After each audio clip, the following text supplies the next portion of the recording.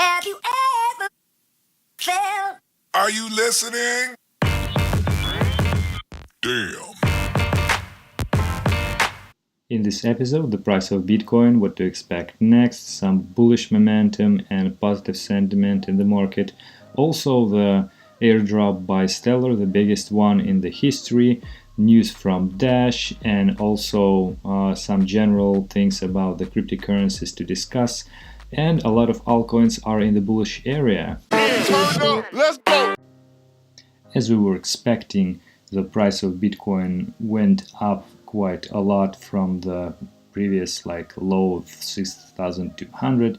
And the positive thing here is that with every huge, relatively huge, sharp rise of the price we see, we actually don't have the but the correction to pretty much 50% or something. But instead of that, we have rather smooth and small consolidation period with a very slight decrease in price. In principle, we would see the same here, and I think that it's basically the trend which we look at. Here rise, some consolidation. Well, this was not that great though.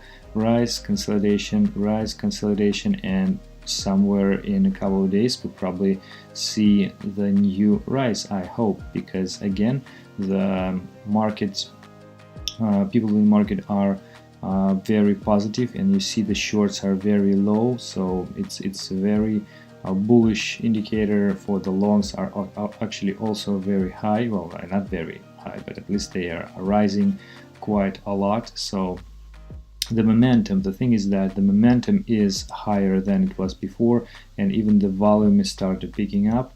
So I think we are heading to this target of 6,800 next, and that's it. And also the thing that the other coins like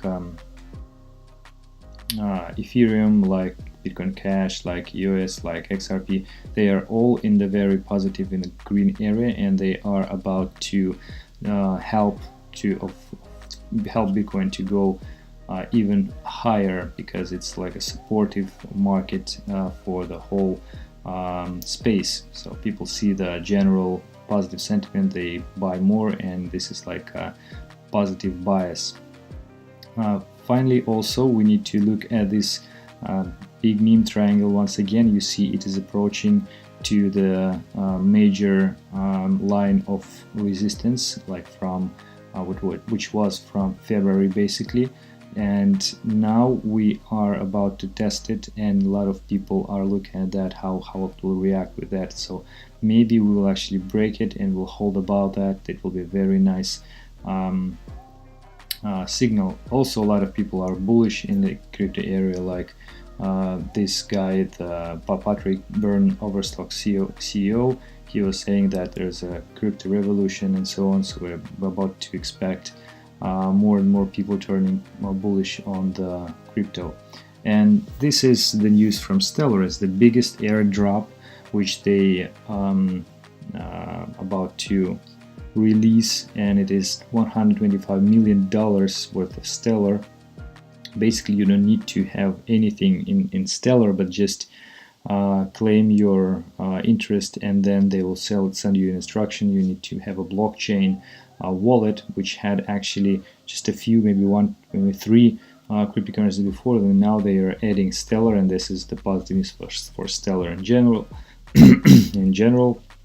So probably they will it will increase the price of Stellar eventually. Well, actually it already increased it a little, but maybe people will be interested, and it's sort of increase of the awareness of general population about Stellar and cryptocurrencies, and that may indeed lead to some rise in price. However, although it's basically a free airdrop, so you don't need to hold Stellar or something, but on the other hand, 125 million of Stellar dollars, I mean the worth of Stellar, is like 2.5-2.6% of the supply or the capitalization, and in principle, if those people will sell it, then the price should drop quite significantly. It's not quite 2.5%, it's like 2.6%. It's like depending on how the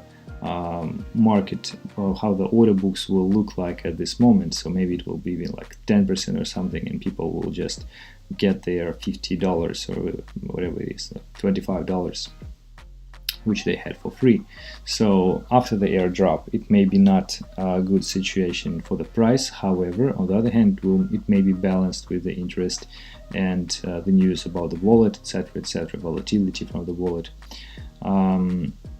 Also the news from, but what I meant to say about this exact condition. So the Stellar itself, if you thinking about to buy and to hope to see the rise in the price to get, like before the airdrop, to get some profit, I would say that every single news which we see is usually already included in the price, and we wouldn't expect the positive. It's a buy rumor, sell the news. It's not like you buy now and expect this news happen just when it is supposed to happen. It's already happened. So maybe, of course, it may rise, but the other coins will rise as well. But actually, it should make an opposite effect. And always be careful with trading news, because you usually come to the end of the movement, not to the beginning of that, or even in the middle. So you would be in the not great situation. I mean, if you hold Stellar, then yeah, it's possibly not a bad situation. But if you try to trade this, I would be very careful. So don't forget that everything I say is my personal opinion, not financial advice. But you see, it's use your stops at least, right? Okay, the news from the Dash text opens to public in Venezuela is enabling Dash payments via SMS. The situation in Venezuela is not that great in terms of the economics, and probably the thing with Dash may help them to adopt some crypto, and that may positively affect the price. Again, also both Dash, which is number 12, and Stellar, you see they are in the one of the biggest. They are the biggest. Have the biggest. Sorry, what I say. They are very high capitalization coins, and in order to move them like 20% or 30%, you need to have a lot of the capital flowing in. And it's much easier to have the same with lower cap coins. So I wouldn't expect like 10x or 5x from those coins. If you're trading daily, well, you're very welcome. But I mean, you need to be a trader for that, and I would prefer to trade like long-term swings or some fundamental issues which are like monthly scale. On time, monthly duration time scale. So, well, it's up to you to follow or to try to risk, but this is my standpoint. Here is the chart which I was going to share with you guys. This is the major properties, characteristics of the currencies, and it should be divisible, fungible, durable, portable, uniform, limited supply, and acceptable. And in my opinion, there's like most of these characteristics are fitting to Bitcoin, but quite a few fitting to fiat currencies, especially the supply.